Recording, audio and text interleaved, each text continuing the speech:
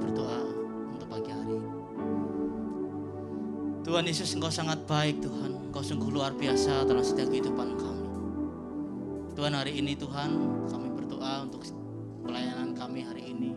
Biar Tuhan hadir dan menjamah untuk jemaat yang online di rumah Tuhan. Kami percaya Tuhan kuasa-Mu melawat kami yang melihat streaming hari ini Tuhan. Dan kami juga berdoa bagi bangsa dan kota kami Tuhan yang dilanda dengan pandemi ini Tuhan.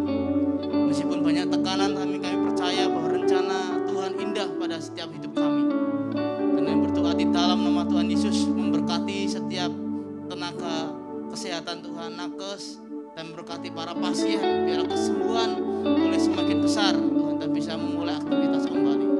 Dan kami juga berdoa Tuhan untuk setiap gereja-gereja Tuhan yang melaksanakan live streaming Tuhan.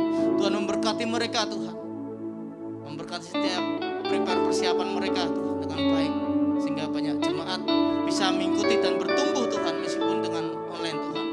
Kami serahkan setiap kebijakan pemerintah ke dalam tangan kuasa-Mu Tuhan, Kau yang berotoritas penuh atas setiap kehidupan kami Tuhan. Berkati GSKI yang ada di Indonesia, memberkati sinode kami Tuhan. Bapak Erastus memberkati Tuhan setiap pelayanannya, dalam setiap pengembalanya Kau memberkati. Dan berkati Ibu Ana Tuhan sebagai gembala sinode kami. Kau memberikan kekuatan, Kau memberikan hikmah marifat untuk terus mendidik kami Tuhan, menjadi jemaat yang bertumbuh di dalam Tuhan, menjadi dewasa di dalam Tuhan, untuk kami bisa mempersiapkan diri untuk berkemas-kemas untuk kedatangan Tuhan yang kedua kali. Segala puji, hormat, kemuliaan bagi Tuhan dari dulu, sekarang sampai selama-lamanya. Tuhan datang yang kedua kali dan memberkati kami. Kami berdoa dan mengucap syukur. Haleluya. Amin.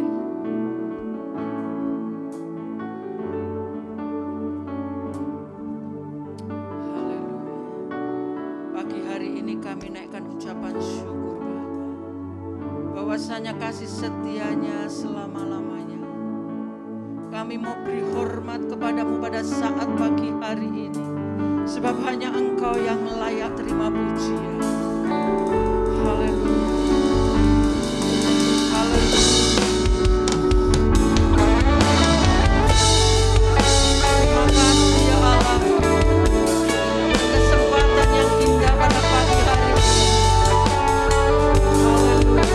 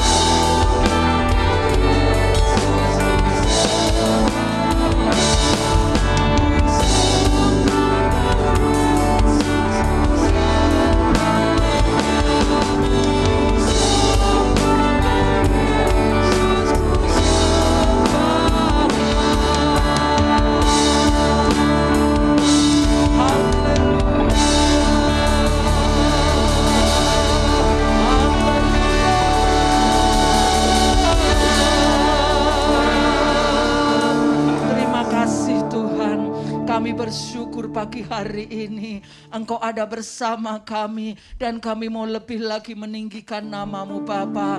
Di dalam satu nama Tuhan kami Yesus Kristus kami berdoa dan mengucap syukur. Haleluya. Amin. Mari Bapak Ibu Saudaraku yang dikasihi Tuhan, pagi hari ini kita mau naikkan ucapan syukur kita kepada Tuhan, bahwa kasih setianya senantiasa boleh kita rasakan dari hari lepas hari. Amin.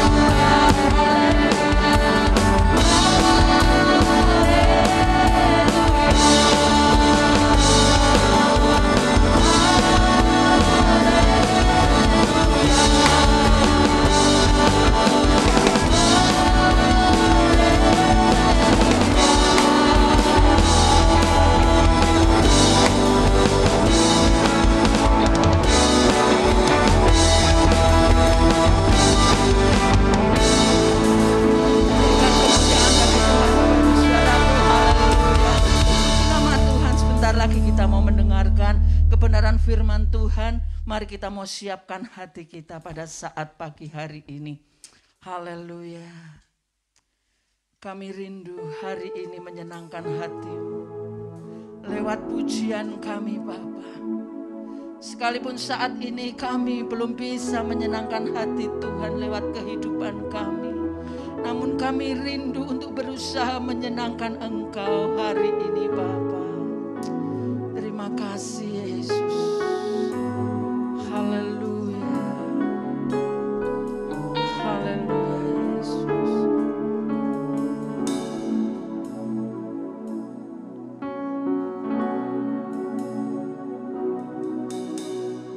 Dari skalanya, dalam skala perkara, melakukan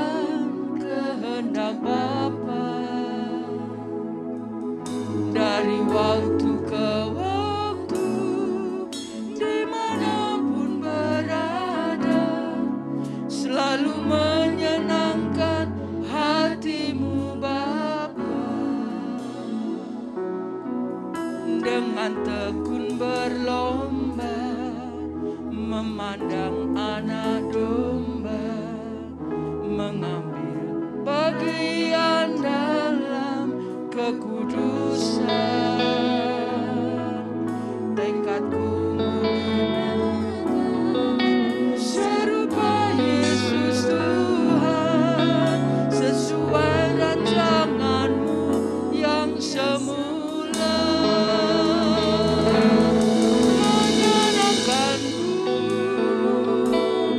Menyenangkan-Mu dimanapun dan kapanpun, dalam segala perkara. Menyenangkan-Mu, menyenangkan-Mu,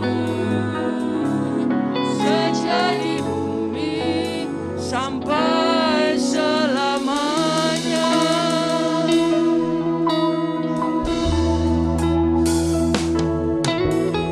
Dari skalanya, dalam skala perkara, selalu melakukan kehendak Bapa.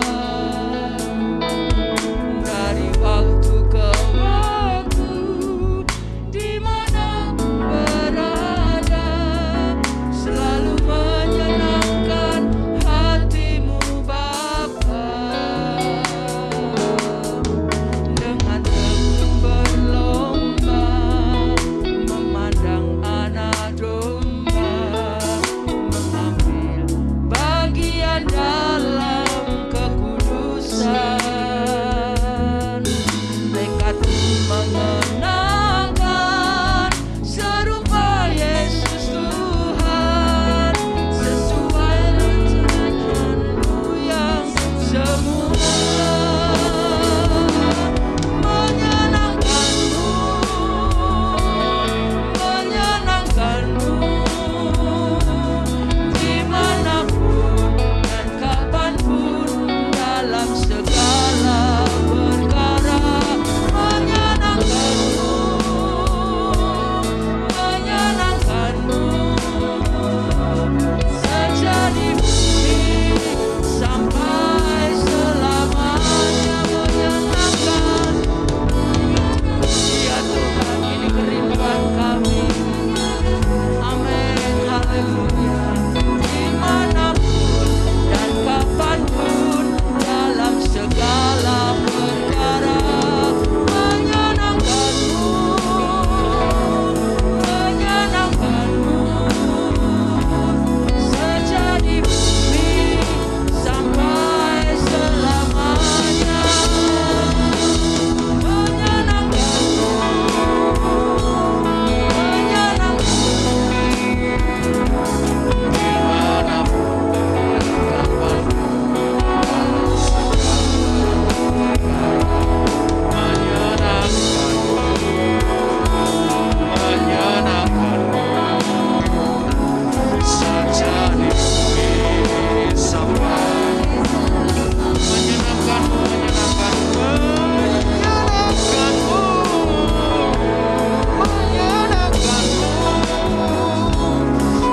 dimanapun dan kapanpun, dalam segala perkara. Haleluya. Menyenangkan-Mu di bumi sampai selamanya. Menyenangkan-Mu, ya Allah kami, Tuhan kami Yesus. Berikan kami kekuatan ya Tuhan, berikan kami kekuatan, berikan kami kekuatan. Berikan kami kekuatan untuk menyenangkan sampai selamanya. Ajar kami, berikan kami kekuatan menyenangkan Tuhan. Tuhan dalam segala sesuatu, dalam segala perkara, terutama dalam masa pandemi ini Bapa. Tuhan memberikan kami kekuatan dalam setiap langkah hidup kami. Biarkan memuliakan Engkau. Mungkin banyak di antara kami yang saat ini Bapa terhimpit, saat ini Bapa merasakan kesulitan-kesulitan. Tapi hari ini kami begitu percaya bahwa Allah mendatangkan kebaikan bagi umatnya lewat cara-cara-Mu yang ajaib. Hari ini Bapa, kami ingin memuliakan nama-Mu. Kami ingin meninggikan nama-Mu. Ora masata karamo ramasandi ramosata ramokrelebesiti. Oh ramasandara lapokra lamasandi ramosando ramatakara pasiki aralaposiki. Oh ramasata ramosande ramosando ramasande ramodapatakara pasitiki. Kuasa hadirat-Mu Bapa mengalir pada kami hari ini, memberikan kekuatan, terutama juga kami yang melihat secara streaming atau melihat rekaman ibadah ini Bapa. Allah memberkati kami, Allah memberikan kami kekuatan. Pada setiap langkah hidup kami Engkau ada, pada setiap langkah hidup kami Engkau ada. Engkau menyertai kami, Engkau memegang kendali dalam segala sesuatu. Kami begitu percaya ya Tuhan, bahwa Allah yang ajaib. Orang mata karabas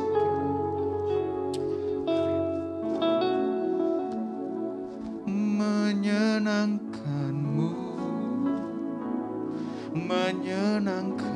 Inilah kerinduan kami ya Tuhan. Dimanapun dan kapanpun, dalam segala perkara menyenangkanmu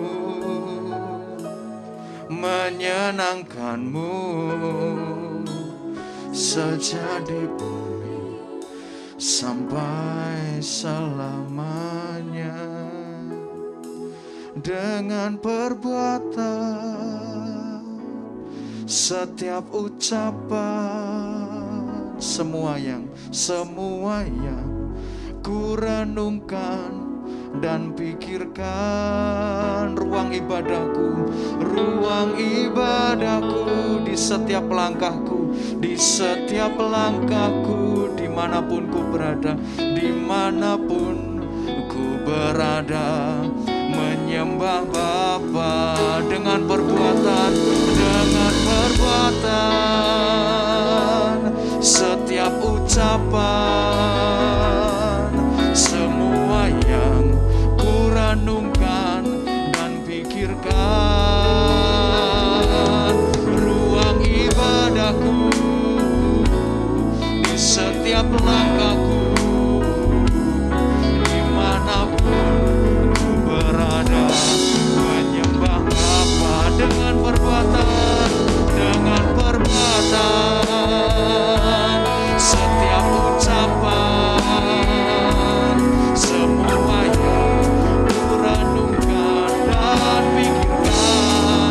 Ruang ibadahku di setiap langkahku, dimanapun berada, menyembah Bapa. Bahkan dalam pandemi seperti ini Bapa, dimanapun kami berada, menyembah Engkau. Terima kasih Bapa, berkati kami yang akan mendengarkan firman-Mu ini. Berkati hamba yang Kau persiapkan. Dalam setiap perenungan, biarkan hati-Mu yang Kau curahkan kepada kami. Apapun dalam keterbatasan ibadah kami pada minggu ini, kami percaya kebenaran tidak akan pernah sirna. Kami percaya kebenaranlah yang menguatkan kami. Ketika kami dengarkan kebenaran itu, akan jadi kekuatan bagi kami untuk kami semakin berpengharapan kepada kehidupan kekal. Dalam nama-Mu, Putra-Mu yang tunggal, Tuhan Yesus Kristus, kami siap Bapa. Terpujilah Tuhan, haleluya. Amin, amin, amin, amin, amin, amin. Shalom, saudara yang terkasih di dalam Tuhan, baik yang di rumah maupun rekan-rekan sekerja yang melayani yang ada di sini. Kita akan mendengarkan firman Tuhan bersama-sama, saudaraku yang dikasihi Tuhan. agar kita menerima kekuatan dalam Dia saja ya.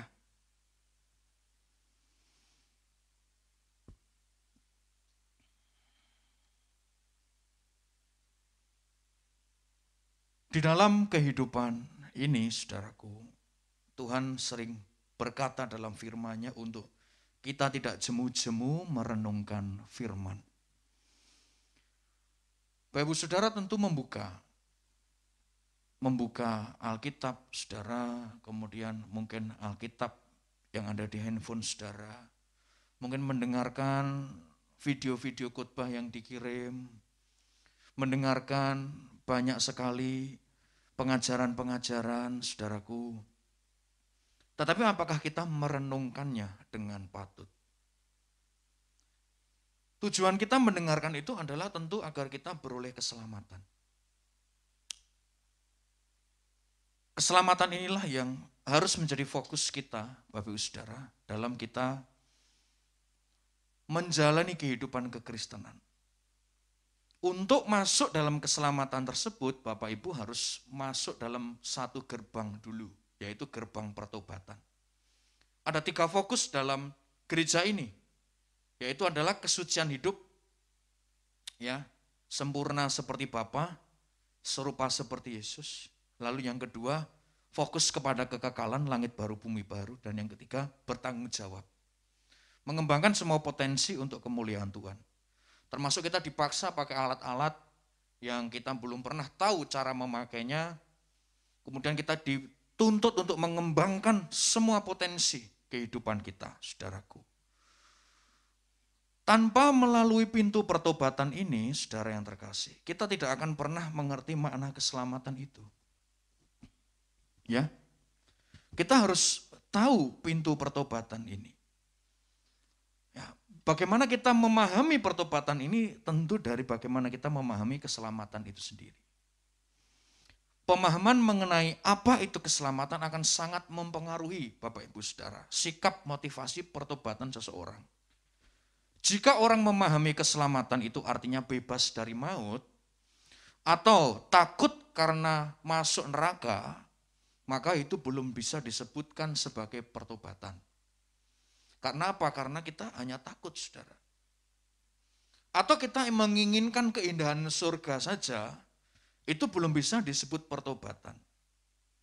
Kita ingin surga tapi tidak terikat dengan pribadi Yesus. Ini bukanlah pertobatan. Jadi kalau saudara dengar kesaksian-kesaksian, saya tidak menyerang siapapun. Kesaksian bahwa neraka itu jahat, ada lidah dipotong tumbuh lagi, dipotong tumbuh lagi. Di sana di neraka itu ada jurang yang gelap sekali. Dan kita tidak mau masuk ke sana, kemudian kita takut, aduh aku takut, aku mau bertobat, aku mau ke gereja. Ini belum pertobatan, saudaraku. Belum pertobatan.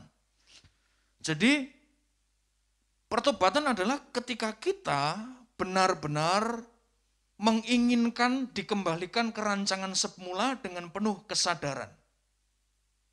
Ya. Keselamatan yang benar adalah adanya rekonsiliasi, ada hubungan yang baik antara kita dengan Tuhan, saudara. Hubungan yang harmonis antara kita dengan Tuhan. Kemudian kita menginginkan, kita dengan kesadaran mencemplungkan diri untuk dikembalikan ke rancangan semula. Melalui proses-proses kehidupan, melalui masalah-masalah yang Tuhan izinkan ada. Inilah kemudian mengubahkan pemikiran kita. Ya.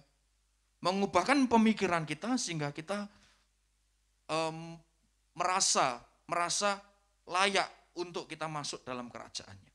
Ya, kita merasa layak karena kita diproses, kita bisa mengikuti jejak Yesus. Nah, tanpa ini bukanlah pertobatan, saudaraku. Jadi kalau orang ya bertobat, ya, bertobatlah. Kenapa? Karena habis ini kiamat. Aduh, takut, saudara. Takut apa? Dahinya dipasangi apa? Barcode, ya. Takut, saudara. Takut dibuang ke kekekalan, api kekal. Takut saja. Lalu takut kalau tidak nabur, tidak memberi untuk Tuhan, lalu berkatnya jadi sedikit. Lalu bertobat, takut bertobat karena Bertobat karena takut dosa yang dia kerjakan menimbulkan kutuk. Ini bukan pertobatan, saudara. Lalu hamba Tuhan berkata, kamu harus bertobat. Kok tidak bertobat dari perdukunan ini atau kuasa gelap ini, nanti akan turun sampai 3-4 keturunan sampai anak cucu. Semua akan sulit, miskin. Oh, lalu takut, saudara. Ya sudah, aku melepaskan ini. Lalu orang berzina, kamu kalau tidak berzina nanti ini kutuk sampai ke keturunan loh. Lalu memutuskan tidak lagi berbuat dosa. Saudaraku yang dikasihi Tuhan, ini belum masuk kriteria pertobatan seperti yang Alkitab katakan. Begitu. Jadi pertobatan yang sesungguhnya adalah ketika kita betul-betul menyerahkan diri kita untuk dikembalikan ke rancangan semula, mengikuti apa yang Allah inginkan. Nah, ada 3 tanda pertobatan yang saat ini saya akan sampaikan kepada saudara. Orang yang sudah mengalami pertobatan sejati ya akan mengalami 3 hal ini. 1 Petrus pasal yang keempat. 1 Petrus pasal yang keempat ayat yang pertama sampai kedua. 1 Petrus 4 ayat 1 sampai 2. Jadi karena Kristus telah menderita penderitaan badani, kamu pun juga harus mempersenjatai dirimu dengan pikiran yang demikian. Karena barang siapa telah menderita penderitaan badani, ia telah berhenti berbuat dosa. Supaya waktu yang sisa jangan kamu pergunakan menurut keinginan manusia, tetapi menurut kehendak Allah. Inilah pertobatan. Yaitu waktu yang sisa kita pergunakan untuk kehendak Allah. Yang pertama, orang yang mengalami perbuatan adalah mengalami penderitaan badan.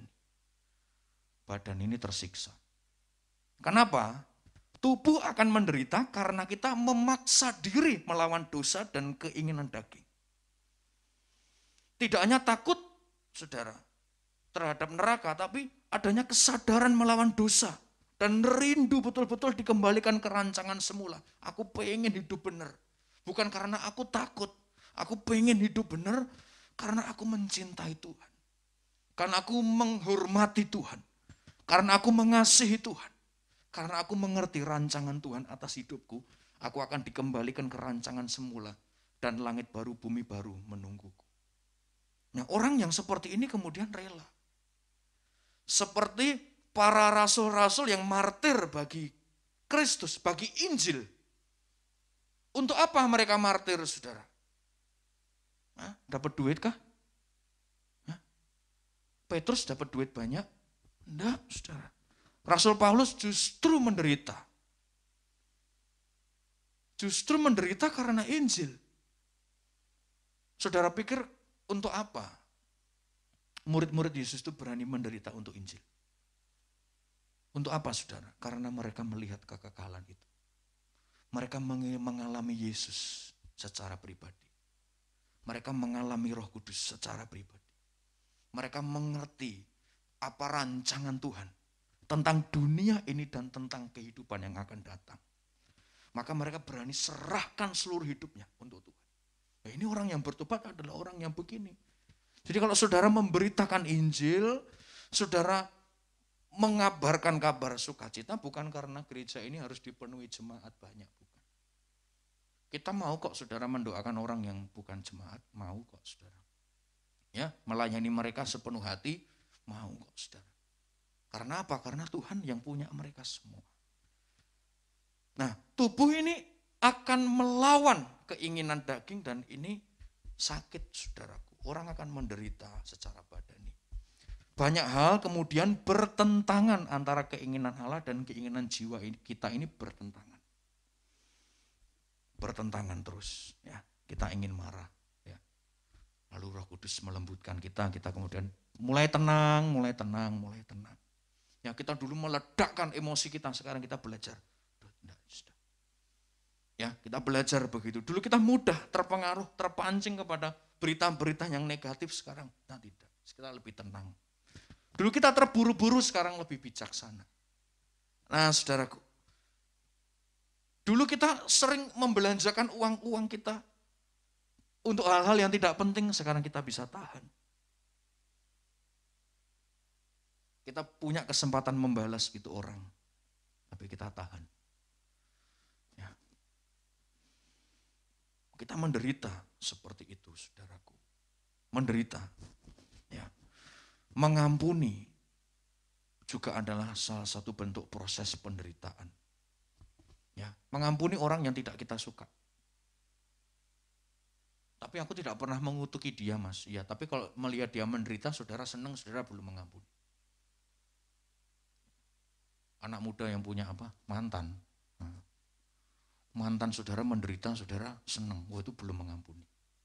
Atau saudara punya, dulu waktu SMA saudara dibully sama dia, sekarang posisi terbalik. Dia menderita, saudara diberkati. Saudara merasa senang. Wah, ya kan, bener kan? Aku bilang tunggu tanggal mainnya. Nah, kalau kita melihat orang yang dulu menyakiti kita, susah, kita senang. Saudara belum mengampuni. Ya. Belum mengampuni, saudaraku. Nah, kalau orang tidak mengalami penderitaan seperti ini, orang belum bertobat, saudara. Belum bertobat. Secara patut, secara sadar, orang ini ingin melawan keinginan daging karena ingin dikembalikan ke rancangan semula. Benar, saudaraku. Ini sudah harus perkarakan secara pribadi. Masa pandemi ini juga banyak pertentangan. Saudara. Saya tidak bisa belanja-belanja.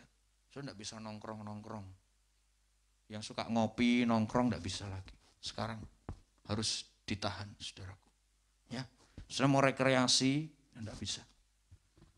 Ya toh, saudara, mau rekreasi kemana? Semua ditutup, saudaraku. Kita harus tahan diri. Kita juga harus tahan diri menggunakan gadget kita. Hati-hati, saudara. Terlarut dalam kesenangan, melupakan Tuhan, melupakan hubungan dengan Tuhan, melupakan perasaan pikiran Allah untuk dikenakan dalam hidup kita.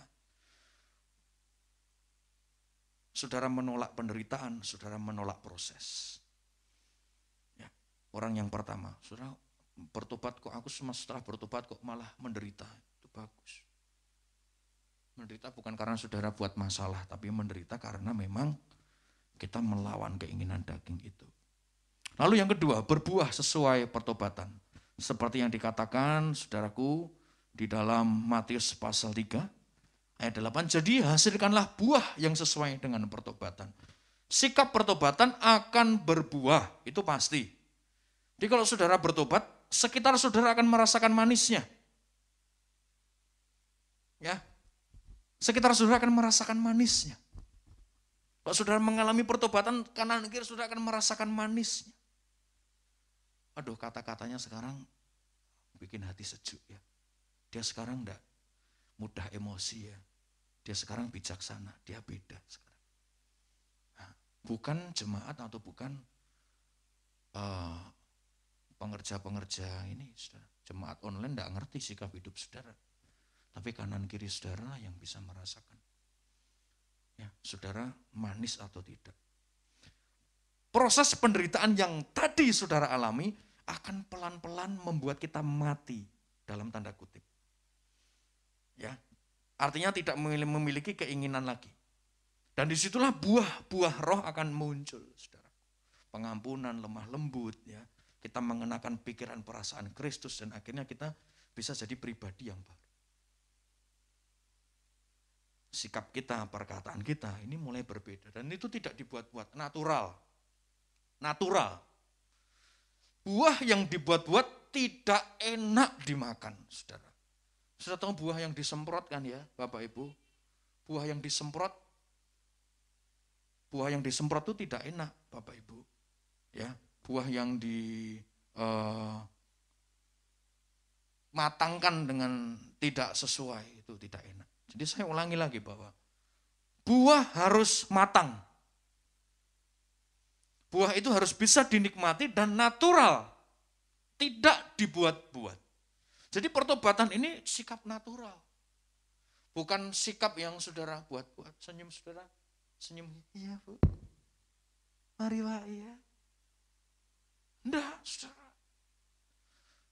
Sekalipun orang bisa tertipu, tapi firman Tuhan berkata dalam Matius pasal 3, hasilkanlah buah pertobatan, Allah lah akan melihat. Dan kalau kita tidak ditemukan tidak berbuah, kapak sudah tersedia. Firman Tuhan berkata. Saudaraku yang dikasihi oleh Tuhan. Tuhan melihat hati kita, apakah kita sudah mengalami pertobatan yang natural. Buah yang natural itu muncul atau kita buat. Ya, diperlakukan saya sebagai hamba Tuhan sepatutnya. Perlakukan bos saudara sepatutnya. Rasa terlalu, oh iya Pak, ya, apa ya? Iya Pak, enggak perlu saudara. Ya, sepatutnya. Bos itu tidak dihormati karena saudara begini. Tapi apa yang dia perintahkan saudara kerjakan dengan bagus. Wah, saya belajar begitu. Saya belajar dengan atasan saya tidak, oh iya Pak, iya Bu, iya. Enggak. Tapi apapun yang ditugaskan, saya kerjakan dengan baik. Itu menghormati. Daripada kita sekedar, iya Pak, oh ya pasti Pak, oh iya Pak, iya pasti. Tidak natural itu saudara, tidak natural. Begitu dikasih tugas banyak oleh atasan, oh iya Pak siap, begitu. Oh tugas banyak sekali, ini bagaimana ini? Kita ngomel. Tidak natural. Buah yang natural adalah ketika kita diberikan satu tanggung jawab. Kita diberikan kesempatan untuk bertobat. Tunjukkan itu dengan natural. Dari kedalaman hati saudara. Jadi kerjakan dengan bagus. Ya. Karena Tuhanlah yang melihat itu. Nah sekarang buah saudara ini sudah buah yang matang atau belum? Ya, atau dibuat-buat buahnya. Saudaralah yang harus memperkarakan diri di hadapan Tuhan. Ya, jadi kita sudah tahu ini pertobatan seperti apa yang kita ingin capai. Ya, orang yang mengalami pertobatan akan berbuah sesuai pertobatan itu. Maksudnya adalah ketika dia sudah memutuskan diri untuk tidak melakukan dosa zina, dia akan berbuah sesuai. Pikirannya akan jernih. Ketika orang memutuskan tidak lagi berbuat menipu, dia akan mulai jaga perkataan. Itu sesuai. Sesuai apa yang Allah inginkan dan Allah harapkan dalam kehidupan kita. Yang ketiga adalah kita orang yang bertobat adalah tidak lagi memiliki kepentingan apapun di bumi. Tidak lagi memiliki harapan apapun di bumi selain mempersiapkan diri masuk dalam kekekalan dan menjadi serupa Yesus. Ini prioritas. Artinya kita harus memindahkan hati ke kerajaan surga. Ya, kita tidak nunggu apa lagi. Baru kita bisa bernyanyi. Tiada yang ku nanti lagi, apapun di bumi ini. Baru kita bisa nyanyi begitu. Tapi kalau kita masih menanti-nantikan, ya saudara, masih mengejar hal-hal yang fana. Boleh berprestasi, berkarir, punya duit boleh. Tapi yang paling utama kita harus menggenapkan tugas panggilan kita, saudara. Tugas panggilan kita harus kita genapkan. Tugas panggilan saya apa ya? Pak ya, saudara renungkan di hadapan Tuhan. Saudara perkarakan di hadapan Tuhan, apa tugas panggilanku. Saudara ditempatkan di gereja ini juga saudara harus berdoa. Apa yang harus aku lakukan untuk aku bisa bertumbuh dan menjadi dampak berkat bagi semuanya, agar semuanya bisa diberkati lewat kehidupanku. Ya, agar aku bisa berkorban menjadi berkat. Ini saudara harus perkarakan di hadapan Tuhan. Nah, proses-proses itu adalah proses-proses penderitaan. Saya bisa berkata, menjadi Kristen adalah proses penderitaan yang sungguh. Sungguh, saudaraku, kita harus memperkarakan ini. Menyelesaikan tugas-tugas kita dengan baik. Setiap hari adalah kesempatan. Ya, kita mempersiapkan diri di hadapan Tuhan. Kita tidak tahu dunia ini berkembang bagaimana. Katanya dunia sudah masuk pandemi gelombang ketiga. Kita baru gelombang kedua sudah pusing begini. Apalagi gelombang ketiga. Ya. Nah, gelombang kedua saja kita sudah kerepotan. Semua toko-toko ditutup, saudara lihat itu. Mereka mau makan apa? Pengharapan seakan tidak ada. Tapi kenapa Allah mengizinkan ini terjadi dalam hidup ini? Dalam dunia ini, saudaraku. Kita diizinkan melihat bahwa segala kemewahan, kesenangan dunia itu tidak kekal. Tidak kekal. Dan kita melihat manusia begitu rentan, begitu lemah. Virus ini tidak kenal permisi. Kalau saudara masih memiliki kepentingan apapun di bumi, saudara bisa melihat sekarang toko-toko besar tutup. Orang-orang kaya, orang-orang yang punya bisnis, juga mulai gemetaran dengan keadaan ekonomi, roda perputaran ekonomi 2 minggu ke depan. Tempat-tempat wisata, tempat-tempat hiburan juga sudah mulai meradang. Orang mulai kesulitan mencari nafkah. Kita harusnya tahu bahwa virus akan terus muncul, kejahatan akan terus ada, dan bumi semakin jahat. Dan tidak ada tempat yang paling aman. Tidak ada sesuatu yang bisa mengalahkan maut selain kehidupan kekal. Maka kalau saudara punya rekan-rekan yang sedang dalam masa-masa kritis, saudara datangi, bicara, beritakan Injil. Mumpung masih ada kesempatan dia bisa dengarkan keselamatan. Ini yang harus saudara lakukan. Jadi panggilan kita hari ini apa? Tidak ada yang lain selain kita memberitakan firman Allah. Memberitakan Injil. Memberitakan berita pertobatan ini, saudaraku. Saudara, kita sedang berjuang. Peperangan yang sesungguhnya, saya sering katakan kepada kita, adalah kita sekarang melawan betul-betul kuasa maut yang nampaknya masih ada. Tapi sebetulnya sudah dipatahkan Yesus di atas kayu salib. Sudah bisa ngerti apa yang saya maksud ya? Seakan-akan maut ini berkuasa. Sudah tidak ada. Hanya apa? Hanya kita tidak bisa menapai jejak Yesus. Tidak bisa menapai jejak Yesus. Sehingga orang itu meleset, saudaraku. Seperti Yesus yang tidak memiliki kepentingan apapun. Kita juga harus tidak memiliki kepentingan apapun. Dia rela dilahirkan di tempat yang hina. Sekalipun dia pribadi yang paling berkuasa. Lebih berkuasa dari segala kaisar yang ada pada waktu itu. Tapi Yesus tidak memiliki kepentingan untuk berkuasa karena dia sudah berkuasa. Saudaraku, Yesus hanya menggenapkan tugasnya. Jadi kalau kita melayani sudah tidak usah punya kepentingan. Pengen dikenal, pengen nampak rohani, sudah tidak perlu. Saya juga tidak perlu. Kemarin di Zoom saya juga, kita tidak perlu foto-foto screenshot ya, sudah ya.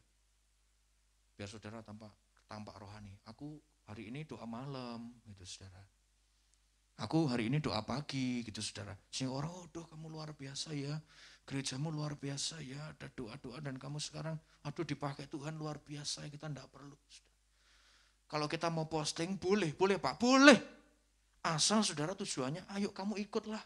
Tempatku ini banyak yang diberkati, banyak yang dikuatkan. Begitu, tidak apa-apa. Tapi jangan lagi memunculkan ya pribadi-pribadi yang kita nampaknya harus dihormati. Jangan punya kepentingan, saudara. Saya diajar di mimbar ini untuk tidak punya kepentingan apapun. Tidak ada khotbah-khotbah sponsor lagi. Ya, seperti yang saya ceritakan, tolong khotbahkan ya, biar jemaat perpuluhan tidak ada. Jemaat harus siap mati. Ya, harus siap menghadapi masa-masa ke depan yang semakin sulit. Dengan menapai jejak Yesus. Ya. Saya akan tutup dengan satu kesimpulan Bapak Ibu. Orang yang bertobat tidak perlu menunjukkan dia sudah bertobat. Pasti akan terasa. Dan keluarga orang yang hidup di dalam pertobatan yang sejati akan mengalami kesucian Tuhan. Mengambil bagian di dalam kekudusan Tuhan. Oh, anak-anak akan diberkati semua karena melihat sikap hidup orang tuanya yang menjaga hidup kudus. Papa sedang berburu-buru mau telat. Ya, mengajarkan disiplin waktu. Papa sedang mau doa, kamu tunggu dulu, mengajarkan disiplin doa. Punya kesempatan untuk merugikan orang, enggak boleh begitu. Mengajarkan, memberikan teladan. Itu saudaraku. Jadi kita tidak perlu terlalu menangis, Tuhan berkati keluargaku, jaga keluargaku. Tuhan akan menjagai asal perbuatan kita. Benar. Ngerti ya yang saya maksud saudara ya? Orang tua punya pengampunan yang luar biasa. ditipu orang, dia bilang, sudah enggak apa-apa. Tapi kan ini anak-anakmu, karena kamu ditipu, anak-anakmu jadi tidak bisa sekolah, tidak bisa punya karir. Tuhan akan memberkati, sudah, aku relakan. Waduh, anak menyaksikan orang tua seperti itu, sudah, akan bagus. Saya bisa ngerti yang saya maksud. Ya. Jadi Bapak Ibu Saudara, pertobatan hendaknya jadi gaya hidup kita setiap hari. Memperkarakan untuk kita serupa dengan Yesus, segambar seperti Bapa. Dalam setiap langkah hidup kita, kita harus menunjukkan buah pertobatan itu dalam perkataan, perbuatan, dalam setiap tindakan hidup kita. Apalagi dalam masa pandemi ini, jika sudah punya kesempatan menolong orang, tolonglah. Memberkati orang, berkatilah. Selama masih ada kesempatan. Saudaraku, mari perkarakan hidup kita. Ya.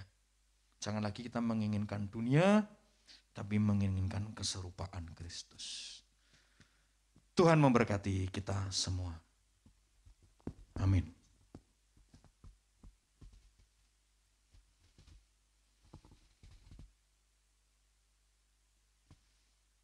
Menyenangkanmu, menyenangkanmu. Kita akan pujikan pujian ini.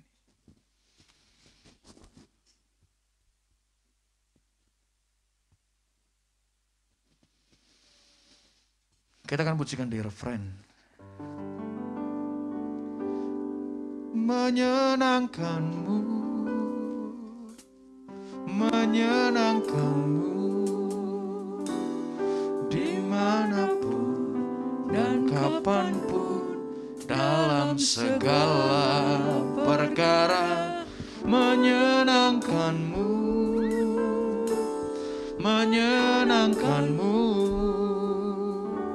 sejak di bumi sampai selamanya. Menyenangkanmu, menyenangkanmu,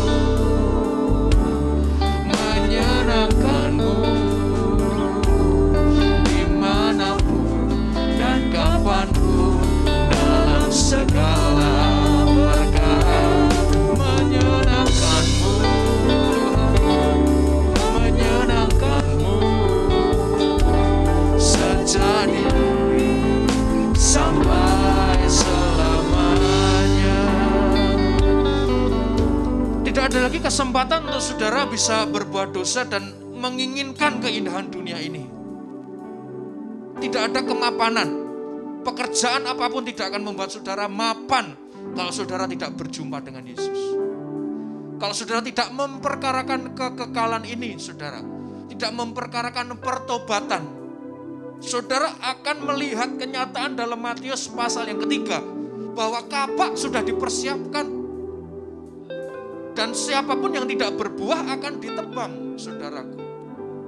Akan dicampakkan kepada nyala api. Saya tidak bermaksud menakut-nakuti. Tapi kitalah yang butuh Tuhan. Lebih dari segala ketakutan-ketakutan kita. Tuhan menginginkan hubungan kita dekat dengan Dia, dipulihkan kembali seperti rancangan semula, serupa seperti Kristus. Yang kelak kita bisa menjadi anak Allah yang sah, yang memiliki hak waris penuh seperti apa yang dikatakan dalam firman Tuhan. Dan Tuhan menginginkan kita ada dalam tempat di mana Dia berada. Jadi saya berdoa saudara, 1 Petrus pasal 4 ayat yang kedua, supaya waktu yang sisa jangan kamu pergunakan menurut keinginan manusia. Stop saudaraku. Tapi menurut kehendak Allah, carilah kehendak Allah. Seperti yang dikatakan, carilah kerajaan Allah, carilah sampai ketemu. Jangan cuma cari-cari yang tidak penting. Saudara nyari-nyari tapi saudara tidak sungguh-sungguh mencari. Saudara belum nemu, cari sampai ketemu kerajaan Allah. Cari sampai ketemu, kebenarannya sampai ketemu. Sampai saudara merasakan apa yang Allah rasakan. Jadi stop yang sia-sia. Waktu saudara. Ya cari kerajaan Allah sampai ketemu. Sampai ketemu saudara. Ya saudaraku. Sampai saudara mengalami kedewasaan rohani. Kedewasaan penuh di dalam Tuhan. Ya. Kita tidak lagi butuh kemewahan. Kita mau mengalami apapun asal itu menyenangkan Tuhan. Amin, saudaraku. Kita ingin menyenangkan Dia. Tidak ada waktu. Tidak ada waktu. Kelak Ia datang kedua kali, Ia akan memuliakan kita. Kita akan dianggap sebagai mempelai yang suci. Ayo kita persiapkan. Ayo kita persiapkan diri. Ayo saudara, berjuang. Apapun yang terjadi, tetap jaga on the track. Tetap jaga on the track. Haleluya, kita mengangkat tangan, saudaraku. Oh, haleluya.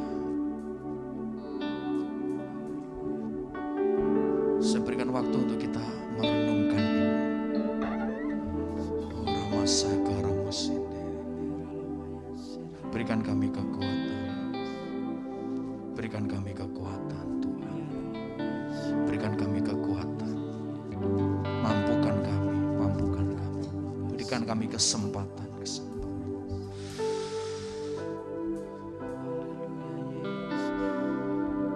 Terima kasih Tuhan. Kita siapkan diri kita untuk melakukan perjamuan Tuhan.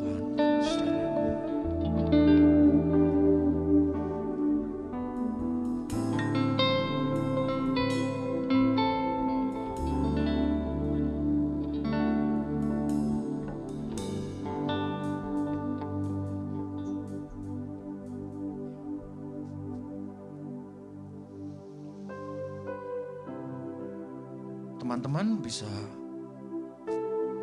mengambil nanti ya, mengambil nanti yang ada di yang teman-teman pengerja.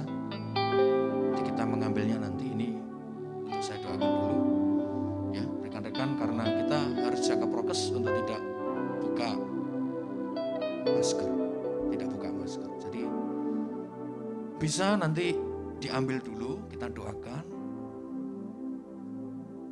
Kita akan berdoa, lalu bisa nanti sore saja. Setelah ini akan ada Zoom meeting, saudaraku, jam 8. Ya, kita akan lakukan perjamuan kudus. Jadi ini kita nanti akan datang ke saudara, ya, akan dikirim untuk kita bisa terima tubuh dan darah Yesus. Tapi mohon maaf sekali kita tidak boleh lepas masker, jadi kita tidak makan di sini. Kita hanya mempersiapkan hati dulu untuk nanti kita berdoa bersama. Maaf sekali karena kita harus jaga protokol kesehatan.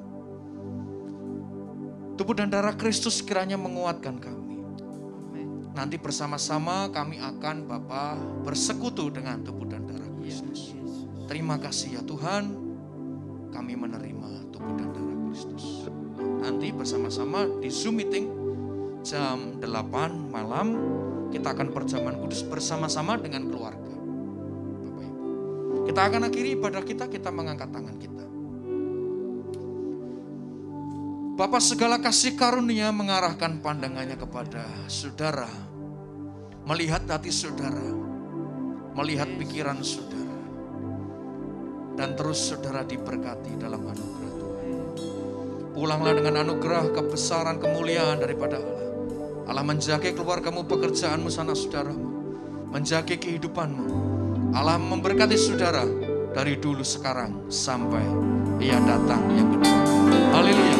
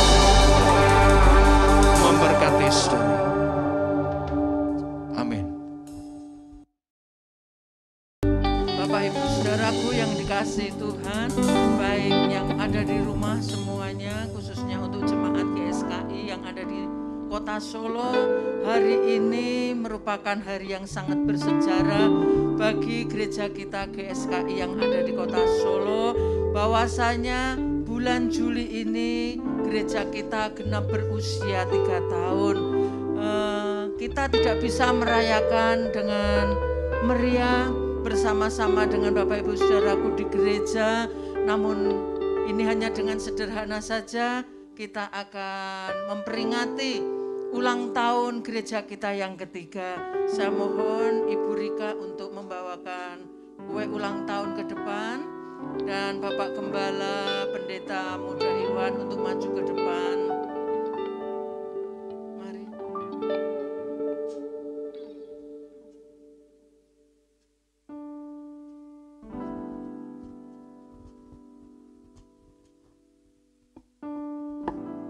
Untuk acara yang pertama, Bapak Gembala kita akan menyalakan lilin meskipun tidak ditiup, ya, supaya jemaat juga yang ada di rumah menyaksikan. Bapak Ibu Saudaraku, baik yang ada di rumah, kita akan menyaksikan Bapak Gembala kita menyalakan lilin ulang tahun gereja kita yang ketiga.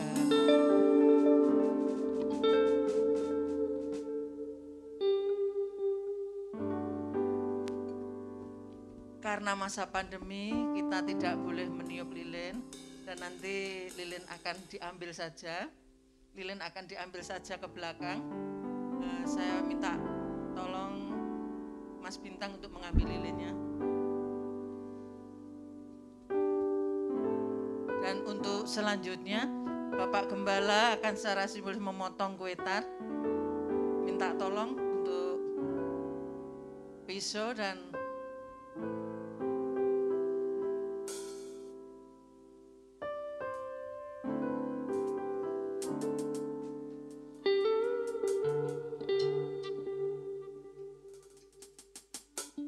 pisaunya. Ya, ini pisaunya sedang dicari. Pandemi tidak boleh niup, saudaraku. Nah, kita simbolis menyalakan dan memotong.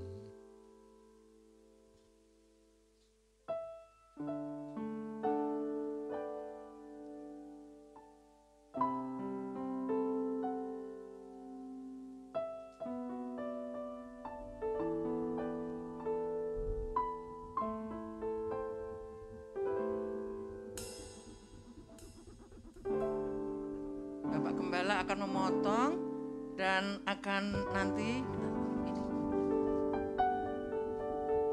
hanya secara simbolis saja sebagai wakil dari pengurus GSKI yang ada di Kota Solo. Saya minta dengan hormat Dr. Gigi Hendri untuk maju ke depan menerima kue tart pada pagi hari ini.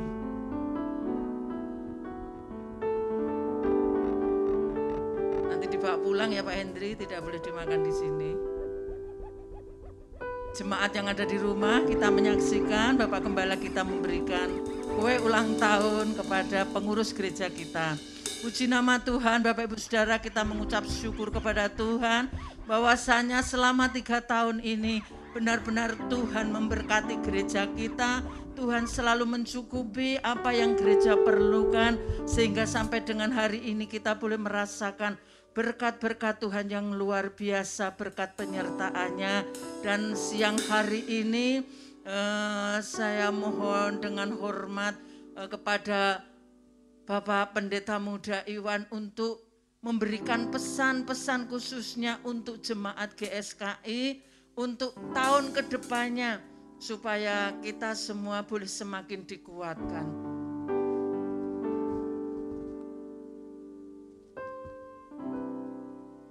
Pesan kepada jemaat, yang pertama terima kasih untuk kesetiaan jemaat, untuk perjuangan jemaat, untuk usaha yang dilakukan jemaat. Ya. Juga yang terutama pertama-tama saya mengucapkan terima kasih kepada Tuhan yang pasti mengucap syukur. Yang kedua kepada istri saya yang selalu mendukung. Dan tidak terlupa almarhum Bapak rohani kita yang sudah berpulang ke rumah Bapak Pendeta Dr. Paulus Sugiharto yang bisa dibilang membawa kita sampai ke Sinode GSKI. Ibu, Bu Ana juga. Semua rekan-rekan SLCC terima kasih mendukung. Ibu, Bu Ana juga terima kasih mendukung kami. Lalu orang tua saya, rekan-rekan yang ada di sini juga, saudara-saudara rekan-rekan yang sudah dengan setia mendukung pelayanan ini, mendukung gereja ini. Tidak ada yang dibayar, tidak ada yang digaji, saudara. Kita semua bersama-sama mempergunakan segala sumber daya untuk bertumbuh bersama-sama. Pesan saya adalah gereja ini rumah kita semua. Tempat kita dilatih, dibentuk bersama-sama seperti Esther yang dipersiapkan. Menghadap raja, kita sedang digodok di gereja ini, dipersiapkan. Untuk itu mari kita mau bersama-sama. Saya ingin pulang bersama-sama saudara. Ya saudara, Tuhan memberkati. Ya teman-teman bisa ada di sini, di depan ini. Alat musik dibawa aja, ditaruh sini, bawa sini. Biar teman-teman tahu ini. Nah, ayo sini. Ke sini. Teman-teman yang altar, ada ayo di di sini, mohon sini. maju ke depan. Pak Hendri, Pak Eliam, ayo bisa ada di sini. Biar tahu semua. Ayo Bapak juga, ayo semua. Ditinggal aja itu. Bintang Yos, Ya. Yotam. Di atasnya lagi, di belakangnya lagi biar tidak berkerumun ya. Onsin enggak ini? Onsin ya? Si Velen di atas enggak apa-apa. Ayo semua di atas biar onsin ya. Bintang juga. Aduh ke sini ya. Sini lagi ya. Yang belakang. Nah ini teman-teman yang bertugas hari ini. Bapak, Ibu, saudara sekalian yang mempersiapkan diri untuk ibadah pada pagi ini. Ya, ini terima kasih untuk semua rekan-rekan maupun yang masih di rumah. Tuhanlah yang memberkati. Mari kita mau bersama-sama pulang ke surga. Haleluya, haleluya. Silakan Bu, silakan kembali. Ya.